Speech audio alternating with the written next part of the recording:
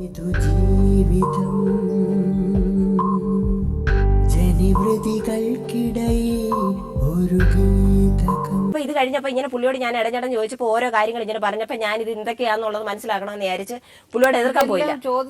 ചോദിച്ചറിഞ്ഞതാ, ഇതെല്ലാം അറിഞ്ഞ് എന്റെ മനസ്സിൽ വെച്ചിരുന്നു. എന്നിട്ട് ഞാൻ ഇതിനിടയ്ക്ക് ചോദിച്ചു, അല്ല എന്നിട്ട് ഞാൻ പറഞ്ഞു എന്നിട്ട് ഞാൻ ചോദിച്ചു, നിങ്ങൾ എന്നെ ഇതുപോലെ കളഞ്ഞിട്ട് പോവോന്ന് ചോദിച്ചു. ഇനി ഞാൻ ഇതുവരെ ജീവിച്ചില്ല, മനസമാധാനം ഇതൊന്നും അറിഞ്ഞിട്ടില്ല, നിന്റെ കൂടെ വന്നാൽ ജീവിതം അറിയുന്നത് സമാധാനം അറിയുന്നതെന്ന് പറഞ്ഞു. അതുകൊണ്ട് ഇനി മരിച്ച സമാധാനം വേണ്ടേ? എനിക്കറിയത്തില്ല, മരിച്ച ഇനി നിന്റെ അടുക്കേന്ന് പിരിയത്തുള്ളെന്ന് പറഞ്ഞ് എന്റെ കൈ അടിച്ച് സത്യം ചെയ്തിട്ട് എന്റെ കൂടെ ജീവിക്കുക. ഇയാളെ കൊച്ചാന്നോ ഇപ്പം കൊച്ചിനോട് ജീവിക്കുന്നത്? അതെനിക്കറിയത്തില്ല. ചോദിക്കണ്ടായോ? ആ പെങ്കൊച്ചിന്റെ കൂടെ താമസം എന്റെ കൊച്ചുണ്ടായി എന്ന് പറഞ്ഞു. അല്ല, അത് വേറെ അതിന് കല്യാണം കഴിച്ചതാന്ന് പറഞ്ഞു. അതൊരു മുസ്ലിം കുട്ടി അതിനെ കല്യാണം കഴിച്ച കുഞ്ഞായി കഴിഞ്ഞപ്പോ അതിന്റെ ഭർത്താവ് അതിനെ കളഞ്ഞു പോയി എന്ന് പറഞ്ഞു. അത് എനിക്കറിയത്തില്ല, തമിഴ്നാട്ടിലെ കാര്യം എനിക്കറിയത്തില്ല. എന്നിട്ട് ഞാൻ ഇന്ന് ഇത് സഹിച്ചു ജീവിച്ചു എന്ന് പറയുന്നതിന് വേറൊരു കാര്യമുണ്ട്. എന്നുവെച്ചാൽ എന്നെ ആദ്യം ഒന്ന് കല്യാണം കഴിച്ചു, രണ്ടാമത് ഇത് എന്റെ സ്വന്തം ഇഷ്ടത്തിന് വേറെ ഒരു മനുഷ്യന്റെ അഭിപ്രായമില്ലാതെ ഞാൻ സ്വന്തമായിട്ട് തെരഞ്ഞെടുത്തതാണ്. അപ്പൊ അത് കാരണം ഞാൻ ഇതൊരു കുറ്റം പറഞ്ഞു കഴിഞ്ഞാൽ ജനങ്ങൾ എന്തായിരിക്കും എന്നോട് പറഞ്ഞു, ഇവിടെ ബിസിനസ് ഇതാണോ എന്ന് ചോദിക്കും. അതുകൊണ്ട് ഞാൻ ഇത് അറിഞ്ഞുകൊണ്ട്, ഇതെല്ലാം അറിഞ്ഞുകൊണ്ട് മനസ്സിൽ ഒതുക്കിക്കൊണ്ട് ഈ മനുഷ്യന്റെ കൂടെ ഞാൻ നിന്നതാണ്. അപ്പൊ ഈ പുള്ളിയെ ഞാൻ ഓരോ ലെവലിൽ കൂടെ ഞാൻ ഇത് ഇങ്ങനെ ഇത് എന്താവും, ഇത് എങ്ങനെയാലും നേരെ ആയി പോകുന്നത്. ചിലപ്പോൾ അയാൾ ഒരു പ്രായത്തിന്റെ ആയിരിക്കും, അങ്ങനെ ഒരു സാഹചര്യത്തിന്റെ ആയിരിക്കും അയാൾ ഈ ലെവലായി പോയെന്ന് വെച്ചാൽ അയൽവാസികൾ നമ്മൾ എടുത്തിട്ടുണ്ട്, നോക്കാം. സതിയും ശ്രീധനും 1 വർഷത്തിൽ കൂടുതലായിട്ട് ഇവിടെ ഒന്നിച്ച് താമസിച്ചായിട്ട് എനിക്കറിയാം. അതിൽ കൂടുതലായിട്ട് അവർ പ്രശ്നം എന്താണെന്നും അറിയില്ല.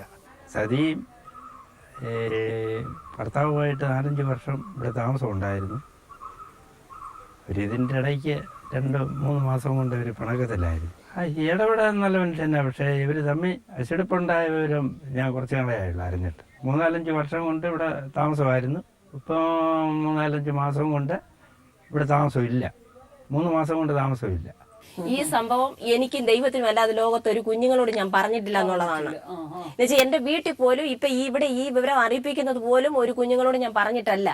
എന്നുവെച്ചാൽ ഞാൻ ആരോടും പറയത്തില്ലെന്ന് പറഞ്ഞാൽ ഞാൻ സ്വന്തമായിട്ട് എടുത്ത കാര്യമായി ഇത്. അത് ഞാൻ വേറെ ആളോട് പറഞ്ഞ ഇവരെല്ലാം കൂടെ എന്നെ തല്ലിക്കൊല്ലും. അത് കാരണം ഞാൻ ഇതെല്ലാം എന്റെ മനസ്സിനകത്ത് വെച്ചിരുന്നു. അപ്പൊ ഞാൻ പിന്നീട് എന്നിട്ട് ഇതിനിടയ്ക്ക് ഇദ്ദേഹത്തിനോട് ഞാൻ ഒരു വാക്യം പറഞ്ഞു, ഇതുപോലെ വല്ലോ എന്നോട് ചെയ്താൽ ഞാൻ നിങ്ങളെ വെറുതെ വിടത്തില്ല എന്ന് ഞാൻ ഒരു വാക്യം പറഞ്ഞിട്ടുണ്ട്. എങ്ങനെയാണ് സ്വരമേ പോകുന്നേ പോയിക്കോട്ടെ, മനുഷ്യനെ കൊണ്ട് മനുഷ്യൻ എന്തെങ്കിലും ഒരു വാക്കിന് നോക്കിയിരിക്കുമല്ലേ, അപ്പൊ അതുകൊണ്ട് അത് പറയിപ്പിക്കണ്ടെന്ന് വിചാരിച്ച് എങ്ങനെ പോകുന്നേ പോയിക്കോട്ടെ എന്ന് വിചാരിച്ചു.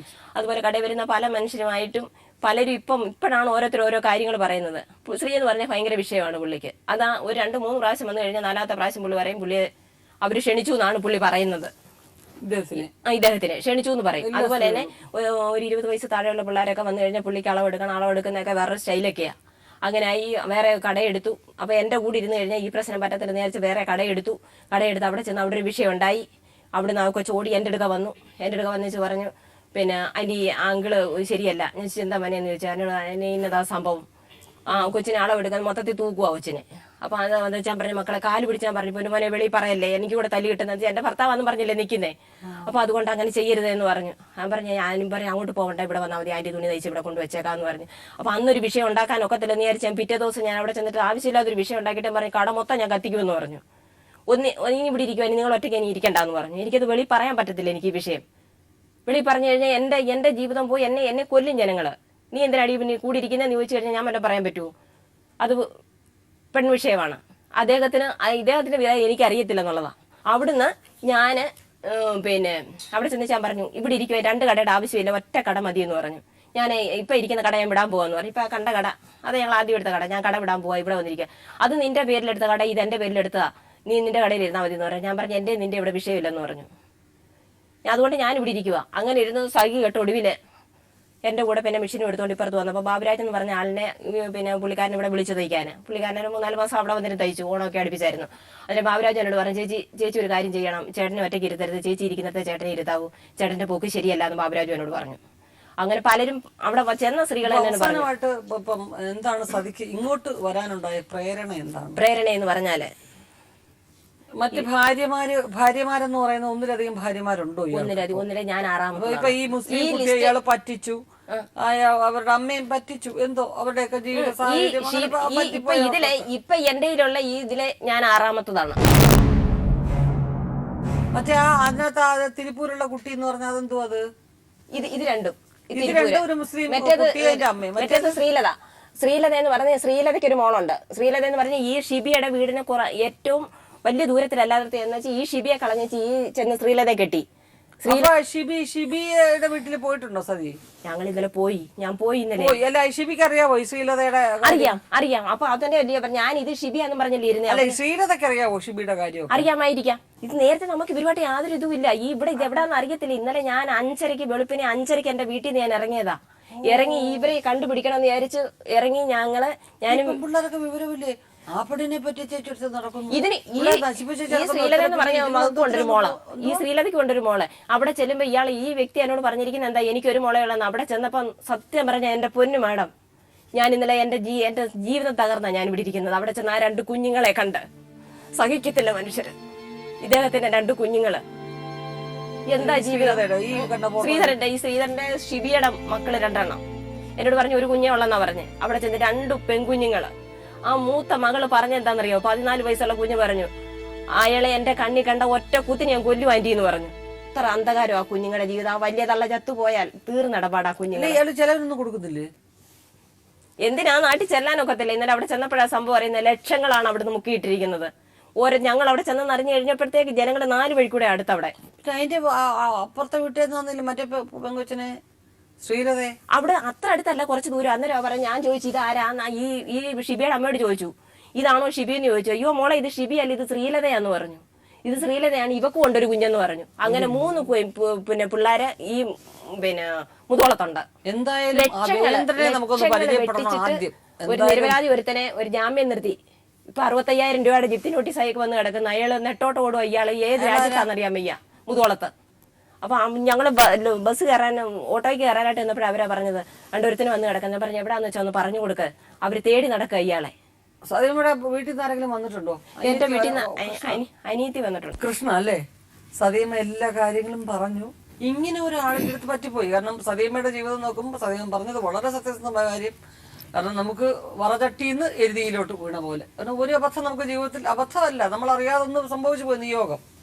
അടുത്തത് ഇത്രയും കുഴപ്പക്കാരനെയാണോ നമ്മൾ തിരഞ്ഞെടുത്തത് എന്ന് മറ്റൊരാളോട് പറയാനുള്ള അധ്വാനിക്കുന്ന സ്ത്രീയുടെ ഒരു ഈഗോ അതുണ്ട്. അത് പറയുന്നില്ല, അതല്ല ശരിയാക്കിയെടുക്കാന്ന് വിചാരിക്കുന്ന ഒരു സ്ത്രീയുടെ ഈഗോ, അതെനിക്ക് മനസ്സിലാവും. അതായിരുന്നു അവരുടെ പ്രശ്നം. പക്ഷെ അവർ കണ്ടുപിടിച്ചെടുത്തു, ഓരോരോന്നും കണ്ടുപിടിച്ചെടുത്തു. പക്ഷെ ഇതില് കൃഷ്ണയുടെ സത്യസന്ധമായ അഭിപ്രായം പറയൂ, ഇയാൾ ഇത്രയും കുഴപ്പക്കാരനാണോ? ഇത്രയ്ക്കും മാനുഷ്യ പരിഗണന ഇല്ലാത്ത ഒരു കാര്യമാണ് ചെയ്തുകൊണ്ടിരിക്കുന്നത്. അതെ അതെ, ശ്രീധരൻ എന്ന വ്യക്തി ചെയ്തിരിക്കുന്നത്.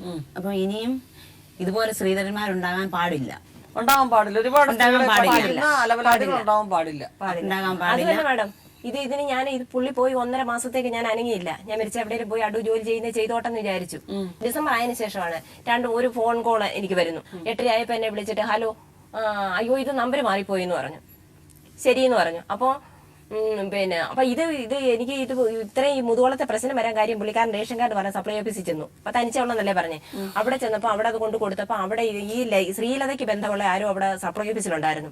അപ്പൊ അവരെ ഇവരെ അറിയിപ്പിച്ച് ആൾ ഇവിടെ എത്തിയിട്ടുണ്ടെന്ന് പറയുമ്പോ ഈ അമ്മായിയമ്മ അവിടെ വന്നു. അവരെ പേടിച്ച് പുള്ളിക്കാരൻ അവിടുന്ന് മുങ്ങിയ എന്നോട് വന്നു പറഞ്ഞു റേഷൻ കാർഡ് മാറുന്ന പറ്റത്തില്ല. അതുപോലെ അമ്മായിയമ്മ വന്നു. ഞാൻ ചോദിച്ചു നിങ്ങൾ ബന്ധം ഒഴിഞ്ഞതല്ലേ? അപ്പൊ ഈ ഷിബി ശ്രീലതയും എനിക്ക് അറിയത്തില്ലായിരുന്നു, ഇത് ഒരാളാണെന്നുള്ള ഇതിലായി ഞാൻ ഇരുന്നത്. അപ്പൊ ഞാൻ ചോദിക്കുന്നു ഇത് നിങ്ങൾ ബന്ധം ഒഴിഞ്ഞതല്ലേ? അതങ്ങനല്ല, അവരുടെ ഭയങ്കരമാ, നമ്മൾ സമാധാനത്തിൽ ജീവിക്കാൻ സമ്മതിക്കത്തില്ല, അതുകൊണ്ട് റേഷൻ കാർഡ് മാറേണ്ട അവിടെ കിടന്നിട്ട് ഞാൻ അതും അങ്ങ് സമ്മതിച്ചു. 6 മാസത്തിന് മുമ്പത്തെ കാര്യമാണ്. അത് കഴിഞ്ഞ് 3 മാസമാണ്. അത് ഈ നവംബർ 9 എന്റെ അനിയത്തെ കാർത്തിപ്പള്ളി കല്യാണം കഴിച്ചു. ഈ കല്യാണത്തോടു കൂടിയാണ് പുള്ളി വിട്ടിറങ്ങാൻ കാര്യം. അപ്പൊ അടുത്ത് എല്ലാവരോടും പറയുന്നു പുള്ളിക്കാരന് എനിക്ക് പൈസ അന്വേഷിച്ച് 3 സെന്റ് സ്ഥലവും മേടിച്ചു തന്നു, ഒരു വീടും വെച്ചു. പഞ്ചായത്തിന്റെ അല്ല, പുള്ളി എനിക്ക് സമ്പാദിച്ചു തന്നാണ്. അവളും അവിടെ അനിയത്തിമാരും കൂടെ എന്നെ അതിൽ നിന്ന് അടിച്ചിറക്കി. ഇതാണ് പുള്ളി പുറത്ത് പറഞ്ഞിരിക്കുന്നത്. എന്നിട്ട് പറക്കോട്ട് ഒരൊറ്റ വ്യക്തിയോട് മാത്രമേ പുള്ളി പറഞ്ഞിട്ടുള്ളൂ, മോളെ ഞാൻ ഈ കല്യാണം കഴിഞ്ഞ് ഇവിടെ നിൽക്കത്തില്ല, എന്താന്ന് വെച്ചാൽ എന്റെ ഭാര്യ ഇവിടെ അതിനടുത്താ, അവിടുന്ന് വരുന്നവര് അറിയും, കാർത്തിപ്പള്ളിയിലെ അനിയത്തിയും കെട്ടിച്ചിരിക്കുന്നത്, അതുകൊണ്ട് ഞാൻ നിൽക്കത്തില്ല, ഞാൻ പോകുമെന്ന് പറഞ്ഞു. അപ്പൊ നേരത്തെ പലരോടും ഇദ്ദേഹം പറഞ്ഞിട്ടുണ്ട് ഞാൻ നിൽക്കത്തില്ല, പോകുന്നു. അപ്പൊ ഈ 1 മാസം കൊണ്ട് ഈ കല്യാണാലോചന കാരണം പുള്ളിക്കാരൻ വീട്ടിൽ വരത്തില്ല, കടയിൽ കിടക്കാൻ. എന്നോട് പറഞ്ഞു ഞാൻ കടയിൽ കിടന്ന് തയ്ക്കട്ടെ, നമ്മൾ 2 പേരും കൂടെ പോയി കഴിഞ്ഞാൽ നീ കല്യാണം പറയാനും എടുക്കാനൊക്കെ പോകത്തില്ലേ, അപ്പൊ അതുകൊണ്ട് ഞാനും അതങ്ങ് സമ്മതിച്ചു. പണി ജോലി അതുപോലെ ഉണ്ടായിരുന്നു, ചെയ്യട്ടെ എന്ന് വിചാരിച്ചു. അപ്പൊ വേറെ ലെവലിൽ കൂടി ഇങ്ങനെ പോകുന്നു ഉദ്ദേശിച്ചില്ല. അത് കഴിയുമ്പോഴാണ് ഇതറിയുന്നത്.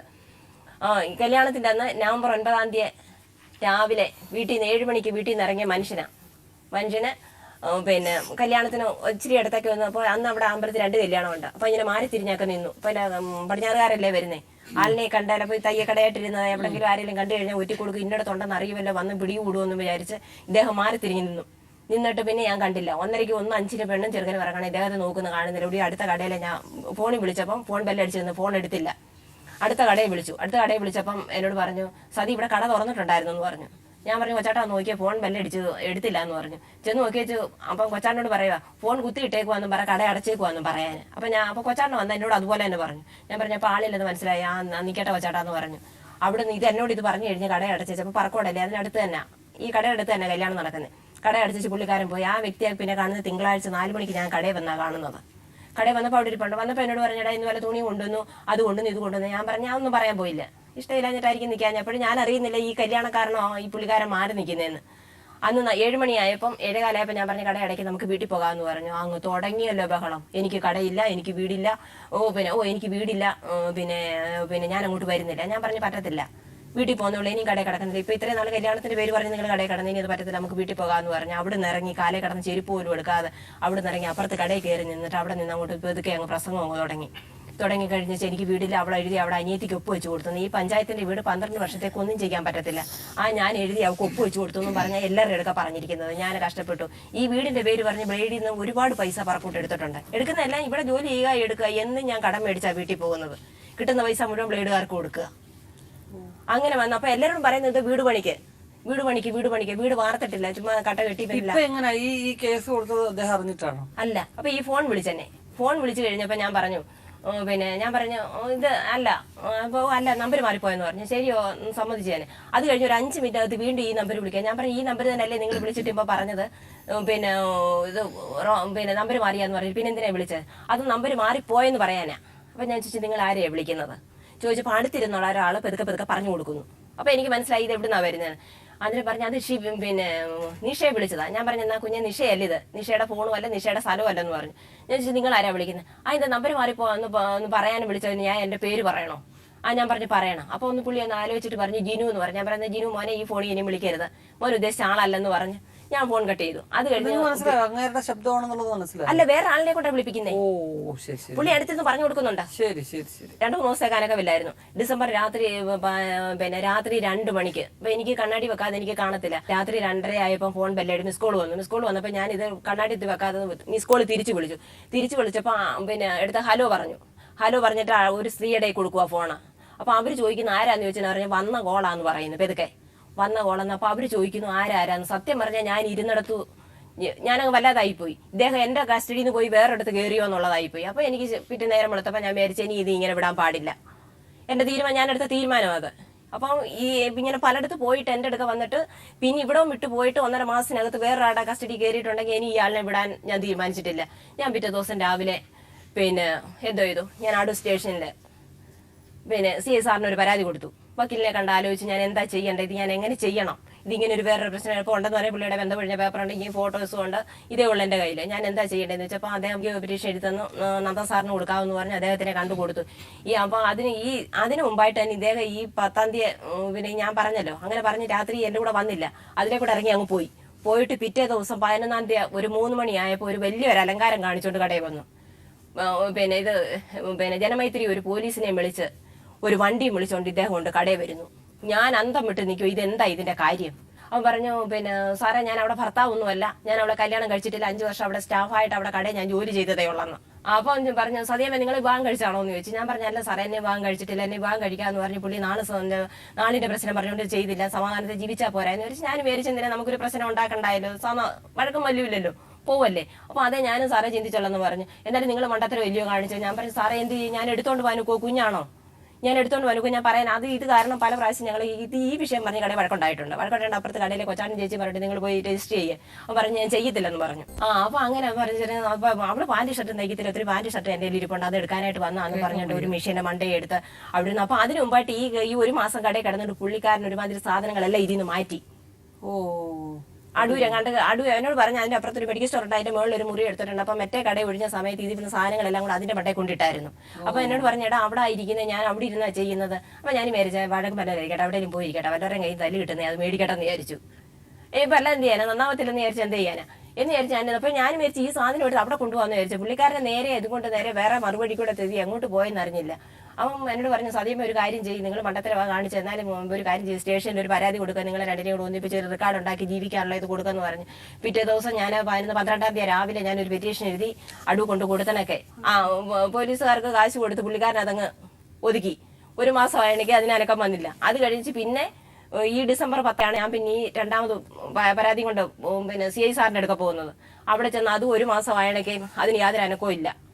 ചെല്ലുന്നവർക്ക് പുള്ളിക്കാരൻ ശരിക്ക് പൈസ കൊടുത്ത് പുള്ളിക്കാരൻ ചെന്ന്. അങ്ങനെ വന്നപ്പോൾ ഞാൻ ഈ വക്കീൽ സാറിനെ വിളിച്ചു.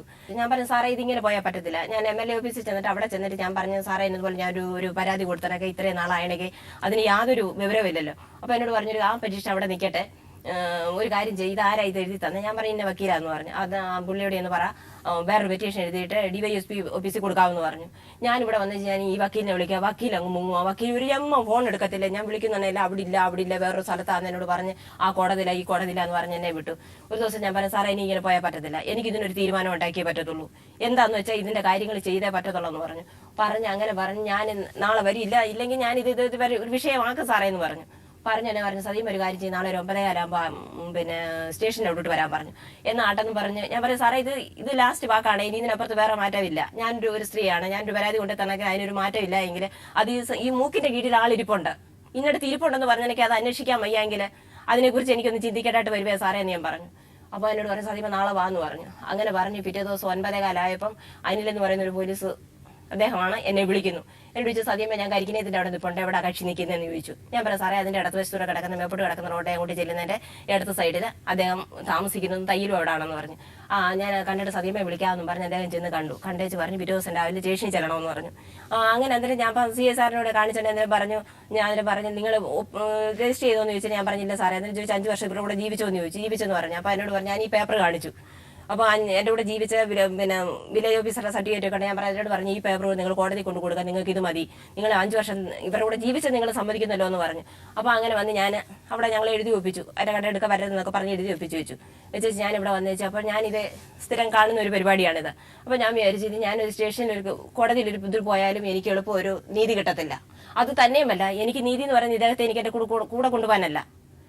ഇദ്ദേഹം ഇനി നാളെ ഇതുപോലൊരു സ്ത്രീയെ ഇതുപോലൊരു സ്ഥാപനത്തിൽ വന്നിരുന്ന് പറയാൻ പാടില്ല. അതിനൊരു വഴി ഉണ്ടാക്കരുത്.